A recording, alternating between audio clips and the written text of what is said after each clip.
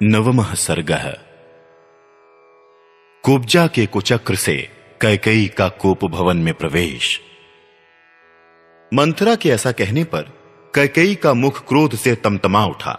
वो लंबी और गर्म सांस खींचकर उससे इस प्रकार बोली, कुब्जे, मैं श्री राम को शीघ्र ही यहां से वन में भेजूंगी और तुरंत ही युवराज के पद पर भरत का अभिषेक कराऊंगी। परंतु इस समय ये सोचो कि किस उपाय से अपना अभीष्ट साधन करूं। भारत को राज्य प्राप्त हो जाए और श्री राम उसे किसी तरह भी ना पा सकें, यह काम कैसे बने। देवी कैकेयी के ऐसा कहने पर पाप का मार्ग दिखाने वाली मंथरा श्री राम के स्वार्थ पर कुठाराघात करती हुई वहां कैकेयी से इस प्रकार बोली, कैकेयी नंदिनी, अच्छा अब देखो कि मैं क्या करती हूं।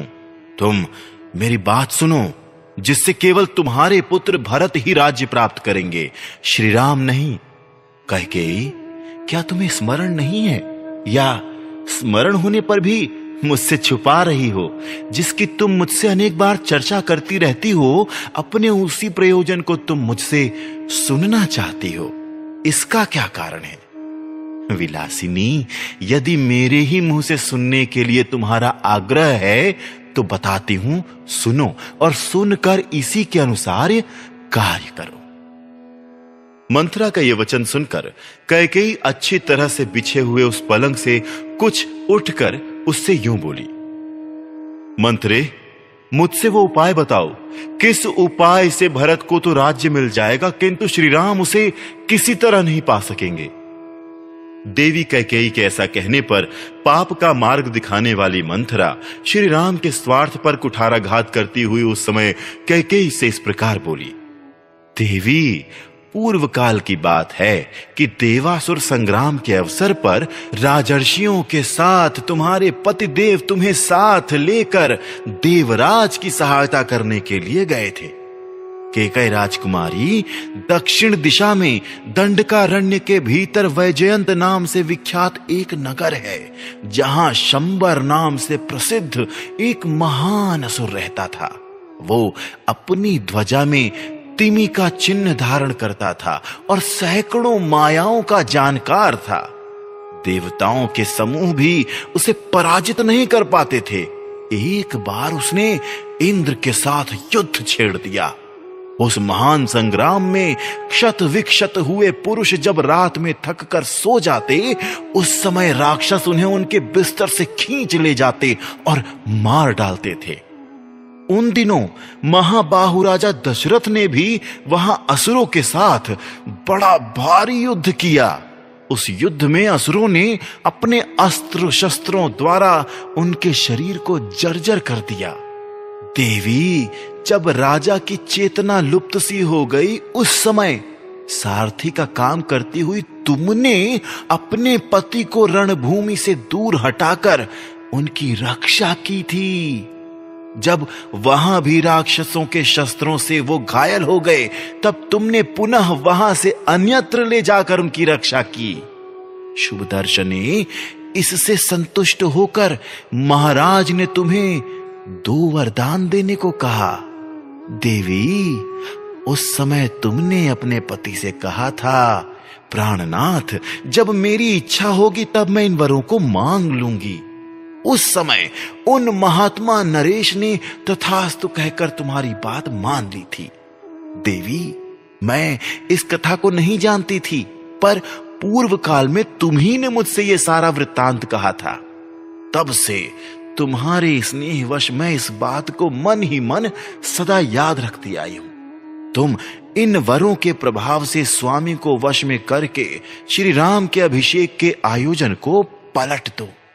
तुम उन दोनों वरों को अपने स्वामी से मांगो।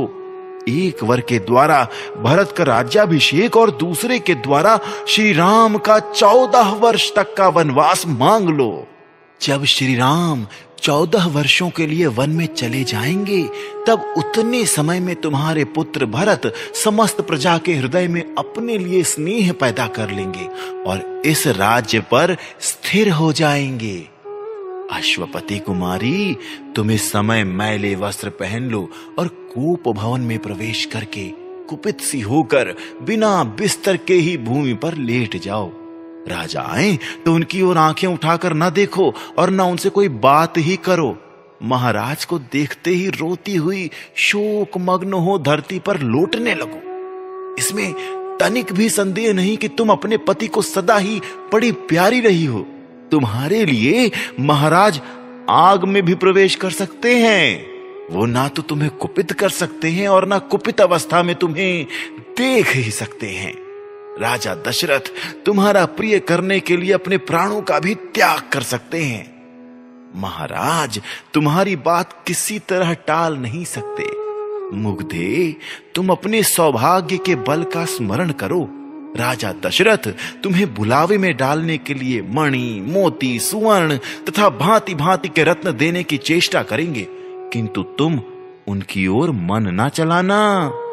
महाभागे, देवासुर संग्राम के अवसर पर राजा दशरथ ने वो जो 2 वर दिए थे ना, उनका उन्हें स्मरण दिलाना।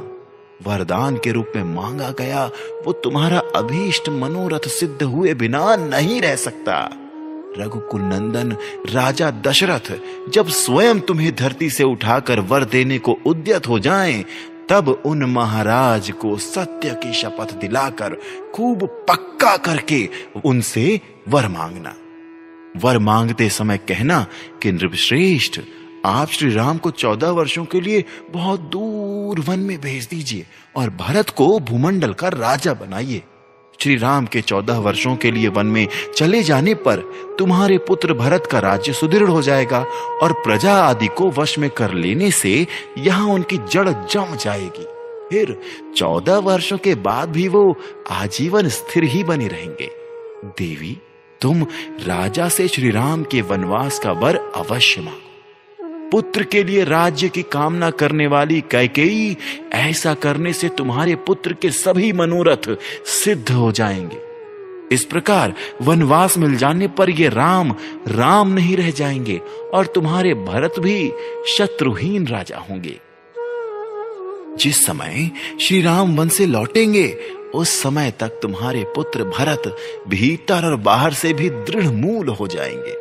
उनके पास सैनिक बल का भी संग्रह हो जाएगा। जितेंद्रिय तो वो हैं ही, अपने सुहृदों के साथ रहकर दृढ़मूल हो जाएंगे। इस समय मेरी मान्यता के अनुसार राजा को श्री राम के राज्याभिषेक के संकल्प से हटा देने का समय आ गया है। अतः तुम निर्भय होकर राजा को अपने वचनों में बांध लो और उन्हें श्री राम के अभिषेक के संकल्प से हटा दो। ऐसी बातें कहकर मंथरा ने कैकेयी की बुद्धि में अनर्थ को ही अर्थ रूप में जचा दिया। कैकेयी को उसकी बात पर विश्वास हो गया और वो मन ही मन बहुत प्रसन्न हुई। यद्यपि वो बहुत समझदार थी, तो भी कुबरी के कहने से नादान बालिका की तरह कुमार्ग पर चली गई। अनुचित काम करने को तैयार हो गई। उसे मंथरा की बुद्धि पर बड़ा आश्चर्य हुआ और वो उससे इस प्रकार बोली, हित की बात बताने में कुशल कुब्जे, तू एक श्रेष्ठ स्त्री है। मैं तेरी बुद्धि की अवहेलना नहीं करूंगी। बुद्धि के द्वारा किसी कार्य का निश्चय करने में तू इस पृथ्वी पर सभी कुब्जाओं में उत्तम है। केवल तू ही मेरी हितैषिणी है और सदा सावधान रहकर मेरा कार्य सिद्ध करने में लगी रहती है। कुब्जे, यदि तू ना होती तो राजा जो षड्यंत्र रचना चाहते हैं वो कदापि मेरी समझ में नहीं आता। तेरे सिवा जितनी कुब्जाएं हैं वो बेडौल शरीर वाली, टेढ़ी मेढ़ी और बड़ी पापनी होती हैं। तू तो वायु के द्वारा झुकाई हुई कमलिनी की भांति कुछ झुकी हुई होने पर भी देखने में प्रिय है। तेरा वक्षस्थल कुब्जता के दोष से व्याप्त है, अतएव कंधों तक ऊंचा दिखाई देता है। वक्षस्थल से नीचे सुंदर नाभि से युक्त जो उदर है वो मानो वक्षस्थल की ऊंचाई देखकर लज्जित सा हो गया है, इसीलिए शांत कृश प्रतीत होता है। तेरा जघन विस्तृत है और दोनों स्तन सुंदर एवं स्थूल हैं। मंथरे, तेरा मुख निर्मल चंद्रमा के समान अद्भुत शोभा पा रहा है। करधनी की लड़ियों से विभूषित तेरी कटी का अग्रभाग बहुत ही स्वच्छ रोमादि से रहित है। मंथरे, तेरी पिंडलियां परस्पर अधिक सटी हुई हैं और दोनों पैर बड़े बड़े हैं। तू विशाल उरुओं से सुशोभित होती है। शोभने, जब तू रेशमी साड़ी पहनकर मेरे आगे आगे चलती है तब तेरी बड़ी शोभा होती है। असुरराज शंबर को जिन सहस्त्रों मायाओं का ज्ञान है वो सब तेरे हृदय में स्थित हैं। इनके अलावा भी तू हजारों प्रकार की मायाएं जानती है। इन मायाओं का समुदाय ही तेरा ये बड़ा सा कुब्बड़ है जो रथ के नकुए के समान बड़ा है। इसी में तेरी मति, स्मृति और बुद्धि, क्षत्र विद्या तथा नाना प्रकार की मायाएं निवास करती हैं। सुंदरी कुब्जे, यदि भरत का राज्याभिषेक हुआ और श्री राम वन को चले गए तो मैं सफल मनोरथ एवं संतुष्ट होकर अच्छी जाति के खूब तपाए हुए सोने की बनी हुई सुंदर स्वर्णमाला तेरे इस कुब्बड़ को पहनाऊंगी और इस पर चंदन का लेप लगवाऊंगी। कुब्जे, तेरे मुख पर सुंदर और विचित्र सोने का टीका लगवा दूंगी और तू बहुत से सुंदर आभूषण एवं 2 उत्तम वस्त्र धारण करके देवांगना के समान विचरण करेगी। चंद्रमा से होड़ लगाने वाले अपने मनोहर मुख द्वारा तू ऐसी सुंदर लगेगी कि तेरे मुख की कहीं समता नहीं रह जाएगी तथा शत्रुओं के बीच में अपने सौभाग्य पर गर्व प्रकट करती हुई तू सर्वश्रेष्ठ स्थान प्राप्त कर लेगी। जैसे तू सदा मेरे चरणों की सेवा किया करती है उसी प्रकार समस्त आभूषणों से विभूषित बहुत सी कुब्जाएं तुझ कुब्जा के भी चरणों की सदा परिचर्या किया करेंगी। जब इस प्रकार कुब्जा की प्रशंसा की गई तब उसने वेदी पर प्रज्वलित अग्निशिखा के समान शुभ्र शैया पर शयन करने वाली कैकेयी से इस प्रकार कहा, कल्याणी, नदी का पानी निकल जाने पर उसके लिए बांध नहीं बांधा जाता। जल्दी उठो और अपना कल्याण करो। कोप भवन में जाकर राजा को अपनी अवस्था का परिचय दो। मंथरा के इस प्रकार प्रोत्साहन देने पर सौभाग्य के मद से गर्व करने वाली विशाल लोचना सुंदरी कैकेयी देवी उसके साथ ही कोप भवन में जाकर लाखों की लागत के मोतियों के हार तथा दूसरे दूसरे सुंदर बहुमूल्य आभूषणों को अपने शरीर से उतार उतार कर फेंकने लगी। सोने के समान सुंदर कांति वाली कैकेयी कुब्जा की बातों के वशीभूत हो गई थी। अतः वो धरती पर लेटकर मंथरा से इस प्रकार बोली, कुब्जे, मुझे ना तो सुवर्ण से, न रत्नों से और न भांति भांति के भोजनों से ही कोई प्रयोजन है। यदि श्री राम का राज्याभिषेक हुआ तो ये मेरे जीवन का अंत होगा। अब या तो श्री राम के वन में चले जाने पर भरत को इस भूतल का राज्य प्राप्त होगा अथवा तू यहां महाराज को मेरी मृत्यु का समाचार सुनाएगी।